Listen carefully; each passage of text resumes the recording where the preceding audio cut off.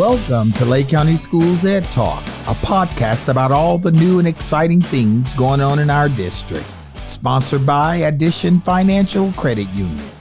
Hi, I'm Sherry Owens. I'm the Communications Coordinator for Lake County Schools. Today we have as our guest Kelly Randall. She's the Executive Director of Facilities and Planning for Lake County Schools. Now that's the department that oversees construction of new facilities, demographics, real estate, capital planning, and those are just a few of her responsibilities. Today she's going to talk to us a little bit about what they do and how it impacts our schools. Thank you for being with us, Kelly. Thank you. So there was a lot of excitement last year when we opened Lake Point Academy. That's our newest school in quite some time, and our first K-8. So what led to the decision to build that school? Well, in large part, Sherry, it was to relieve overcrowding. Sawgrass Bay Elementary School was opened in 2007 for 940 students. It rapidly received an addition for 200 students and still had 21 portables, all of which were used when Lake Point Academy opened. So, we knew that this was a really high growth area, that we had more students coming. And so Lake Point Academy was built to relieve that overcrowding and also to open up some capacity for future growth. So the area south of Claremont off of US 27 is generally known as Wellness Way. If you drive down 27 right now, it's Citrus Groves. It was Citrus Groves. Now there are infrastructure going in and a lot of new houses. So the opening of Lake Point Academy allowed us to open up capacity at Sawgrass Bay and also at Windy Hill Middle School. And that will serve that rapidly growing area, at least in the short term. And just for people who aren't familiar with that area, that's the area we often refer to as Four Corners, right? So Four Corners is the very south part of US 27, where it kind of meets up with Polk County, Osceola County, and Orange County, and generally known as Davenport. And so that's Four Corners, but just north of Four Corners is the area that is Wellness Way. And while it hasn't been fully developed yet, there's approval for over 19,000 residential units in that area. And when you guys are looking at where to put a new school, you have to monitor all of those kinds of things that you just mentioned, where new apartments are coming, where new subdivisions are going to be built. You take a look at all of that, and that helps to inform your decision. Is that right? So we do. I am backed by an excellent team who administrates a really robust development tracking system. So we track development all the way from the pre-submittal meetings. Our local government partners let us know about that. And through rezoning, comprehensive plan amendment, preliminary plat, probably more information than your listeners are looking for. But we track it all the way through the process to the point where we are tracking building permits and certificates of occupancy. And so we know, we often have people come to us to ask us about development around the county because we track it all versus just looking at, your specific city or just the county. You guys get into some fun things when it comes to developing new schools as well. I know with Lake Point Academy, we included some really unique features there. And many of those were based around the curriculum. Can you talk to us a little bit about those? We did. I think one of the things that I find the most fun in facility planning is to look at a school that may be built in multiple counties and to look at how we can make that specific to Lake County or to the program at a particular school. So Lake Point Academy was a prototype that has been built in multiple other counties. So Orange County has built it, Osceola, Polk, I believe maybe even Pasco County, and probably more. It's been built multiple times. And so when we bought that prototype, we looked at, okay, what can we do to make this special for Lake County? So one of the things, Lake Point Academy is a E-STEM school. So that stands for science, technology, engineering, and math, but it has an environmental focus. It is unique even to Lake County in that what was the media center, it's an over 3,000 square foot space, is a STEM lab. And it is used by all the grades there at the school. And so when they go in, it's just really a fun space for those kids. They do all kinds of different experiments that are grade appropriate. And, it all kind of has an environmental focus. So that's really cool. There was a lot of excitement about that. We got a lot of good media attention for it. Parents were excited. And I know that the students are really enjoying that space. And now we're set to open yet another K-8, our second in the district. And this one is the Aurelia Cole Academy. And that will open next year. What can you tell us about this new school? So Aurelia Cole Academy is at base the same prototype school, but it is on the location of the former Claremont Middle School, which was also the location of the former Claremont High School. It has the unique position of having an auditorium. So the state requirements for educational facilities, which those of us who work with them every day call SREF, do not allow us to build an auditorium for middle or high schools. Wow. I didn't know that. I learned something new. It is true. That's why we don't have gyms at our elementary schools. That's a state requirement. But we can keep an existing auditorium and renovate it. So the existence of that auditorium led to a natural focus for performing arts school. So we are renovating the auditorium and are going to make that really a performing arts center for the heart of Claremont. And one of the things that we've done at Aurelia Cole Academy is we have taken what would have been the stage in the cafeteria. Since we have an auditorium, we don't need a stage.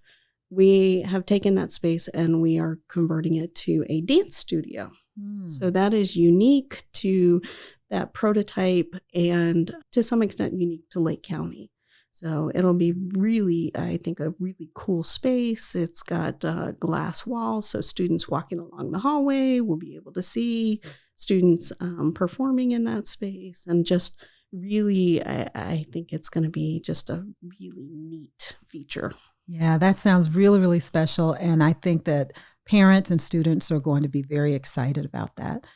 But as much excitement as we expect will be generated by this new school, every time we open a new school, and not that we do it that often, but when we do, we tend to hear from families in other areas who ask, well, what about us? Why don't we get a new school in our area too? And so that's understandable. But how do you answer that question? How do you help those families understand the decision that you all make and all that goes into that decision when it's time to develop a new school? So I will say there's a lot of factors, and unfortunately, the reality is that funding is probably number one. There are limited sources of funding for school construction, and sometimes I feel like they become more limited by the year. Just as an example, when I came to the district in 2006, our capital plan at that point was $700 million. There were a couple of big things that happened shortly afterwards. We went into the Great Recession. The Save Our Homes legislation was passed. And so that limits the amount that property taxes can be increased. And as a property owner, totally understand that and in favor of it. But as a person who's trying to figure out how to build schools and how to increase our capacity, it is definitely a limiting factor. State legislators reallocated 0.5 mil of our property tax allocation from capital to operating. So that had a big impact on our capital revenue. And so in 2011, we went from $700 million in 2007 to, in 5 years, receiving $250 million over a 5-year plan. Wow. Right. A big so difference. there was a big difference. And out of that $250 million, $159 million of that was allocated to debt. Because if you remember the big buildup before the Great Recession, the board was struggling to keep up with capacity needs then. So, they had borrowed money. We built a lot of schools in the mid-2000s, and we are, to some extent, still paying off that debt. So there was very little money left for the things that we needed to do, like maintenance and buy buses and all of those buy computers. So we really struggled there for a lot of years. And it wasn't until 2018 that we really started catching up and recovering from that. And even so, that impact is still felt today. Sure. There are capacity issues throughout the district. And we also did not have the ability to do a lot of maintenance expenditures over those years. And so there's a backlog of maintenance that we're catching up with on our buildings. All of that is understandable, but I guess if you're a parent in a community where you really feel like there should be a new school, I don't know how convincing it is. Sure. We hear from one community regularly anytime we mention school construction, and that's Sorrento. Have we looked at the needs for a new school in that community? And if so, what have we found? So we have looked at Sorrento. We hear them. They are a very vocal community. And we sympathize with their desire, especially for a high school and a middle school. But I will say that there's a couple of things that, I think the public needs to be aware of. And one is really how few students new development actually produces in relation to what we think. So I am as guilty as anybody else. I drive down the road and I see all these new houses going up and I think, oh my gosh, how are we going to house all those students? Mm-hmm. And when I get to the office and I remind myself that we do a student generation rate. And so we know that per every 100 new houses, that only produces 35 students over the life of that subdivision. So that rate is looked at every 3 years. And honestly, I think that this next year or this next time that we look at that rate, it'll have dropped because students are choosing other alternatives. So they're going to virtual school, they're going to charter schools, they're homeschooling. That increased over the pandemic and it has stayed strong. And so I don't know exactly what those figures will be, but I know that it's going to drop as we go. So, so you see 100 houses and you think it's going to produce, 100 or 200 kids, and really it produces 35 students. And that's over all age ranges and over the lifetime of the house, which we consider to be 50 years for our purposes. That's really surprising because I think a lot of us, as you said, we see these new communities and we just assume these are going to be young families and that each one of those homes represents, 2.5 kids. And I guess that's not quite how it goes, huh? That's not quite how it goes. And the other thing that I think, people need to take account is that what we're seeing right now, especially, is a lot of entitlements. So basically, developers are going through what we call the development entitlement process, getting zoning, getting approvals. That doesn't necessarily immediately result in houses or in students.